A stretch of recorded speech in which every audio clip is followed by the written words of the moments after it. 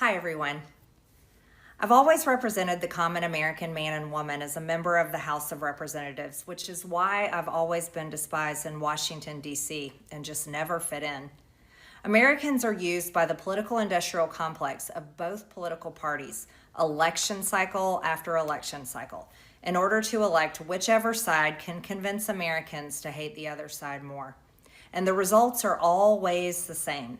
No matter which way the political pendulum swings, Republican or Democrat, nothing ever gets better for the common American man or woman. The debt goes higher, corporate and global interests remain Washington's sweethearts, American jobs continue to be replaced, whether it's by illegal labor or legal labor by visas or just shipped overseas. Small businesses continue to be swallowed by big corporations. Americans' hard-earned tax dollars always fund foreign wars, foreign aid, and foreign interest, and the spending power of the dollar continues to decline. The average American family can no longer survive on a single breadwinner's income, as both parents have to work in order to simply survive. And today, many in my children's generation feel hopeless for their future and don't think they will ever realize the American dream. And that breaks my heart. I ran for Congress in 2020 and have fought every single day believing that Make America Great Again meant America first. I have one of the most conservative voting records in Congress, defending the First Amendment, Second Amendment, unborn babies because I believe God creates life at conception, and I love to fight for the little guy. Strong, safe borders, I have fought hard for that. I've fought against COVID tyrannical insanity and mandated mass vaccinations, and I've never voted to fund foreign wars with your hard-earned tax dollars. However, with almost 1 year into our majority, the legislature has been mostly sidelined.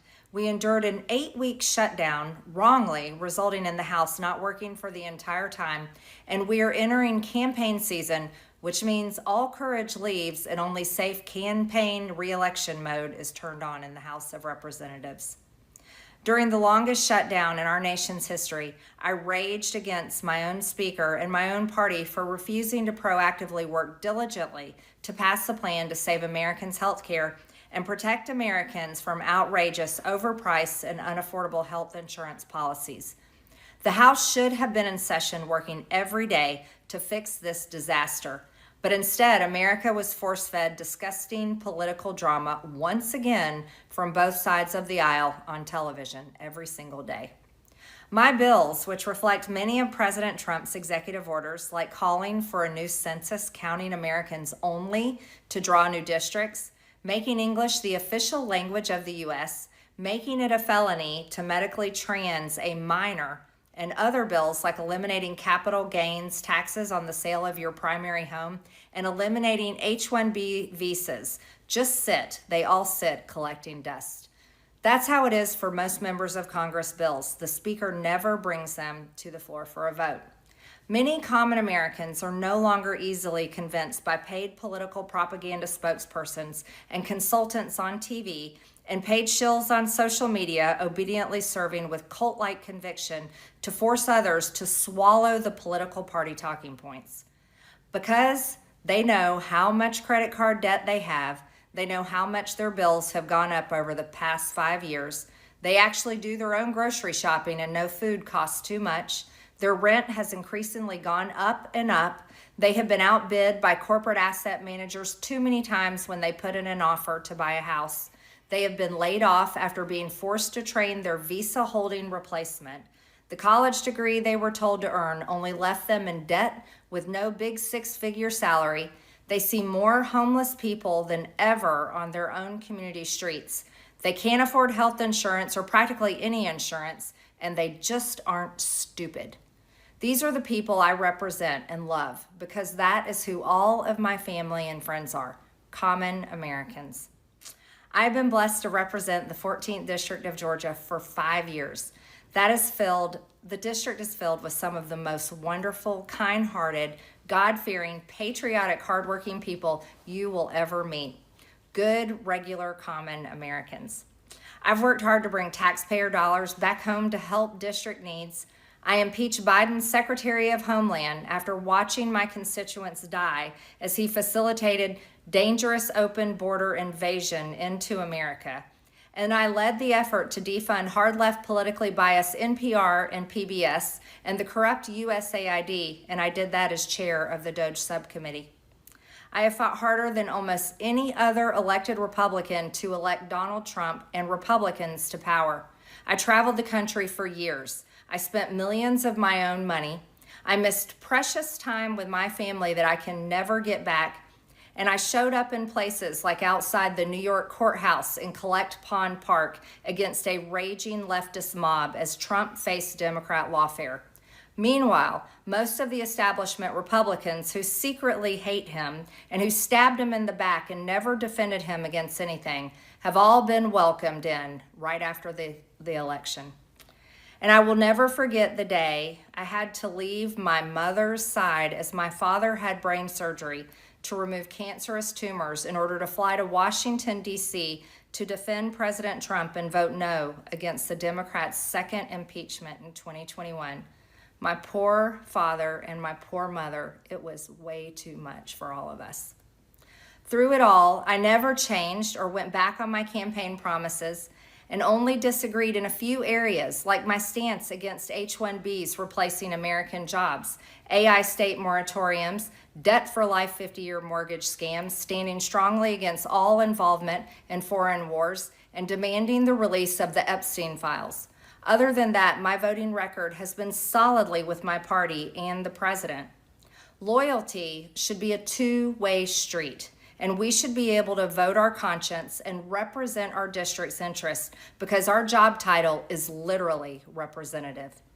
America first should mean America first and only Americans first, with no other foreign country ever being attached to America first in our halls of government.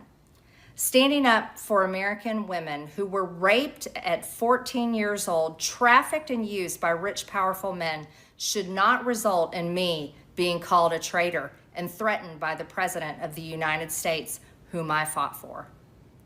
However, while yes, hurtful, my heart remains filled with joy, my life is filled with happiness, and my true convictions remain unchanged because my self-worth is not defined by a man, but instead by God who created everything in existence. You see, I have never valued power, titles, or attention in spite of all the wrong assumptions about me. I do not cling to those things because they are meaningless and empty traps that hold too many people in Washington. I believe in term limits and do not think Congress should be a lifelong career or an assisted living facility. My only goal and desire has ever been to hold the Republican Party accountable for the promises it makes to the American people and put America first. And I have fought against Democrats' damaging policies like the Green New Deal, wide open, deadly, unsafe border policies, and the trans agenda on children and against women. With that has brought years of non-stop, never-ending personal attacks, death threats, lawfare, ridiculous slander and lies about me that most people could never withstand even for a single day. It has been unfair and wrong, not only to me, but especially to my family, but it's been wrong to my district as well.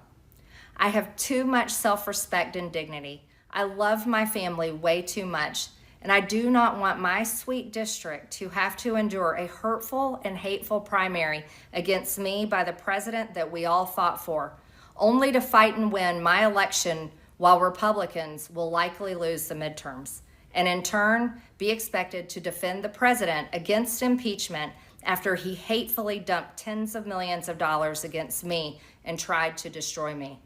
It's all so absurd and completely unserious. I refuse to be a battered wife, hoping it all goes away and gets better. If I am cast aside by the president and the MAGA political machine and replaced by neocons, big pharma, big tech, military-industrial war complex, foreign leaders, and the elite donor class that can never ever relate to real Americans, then many common Americans have been cast aside and replaced as well. There is no plan to save the world or a 4D chess game being played. When common American people realize and understand that the political industrial complex of both parties is ripping this country apart, that not one elected leader like me is able to stop Washington's machine from gradually destroying our country. And instead, the reality is that they, common Americans, the people, possess the real power over Washington, then I'll be here by their side to rebuild it. Until then, I'm going back to the people that I love, to live my life to the fullest as I always have, and I look forward to a new path ahead. I'll be resigning from office with my last day being January 5th, 2026, and I look forward to seeing many of you again sometime in the future. May God bless you all, and may God bless America.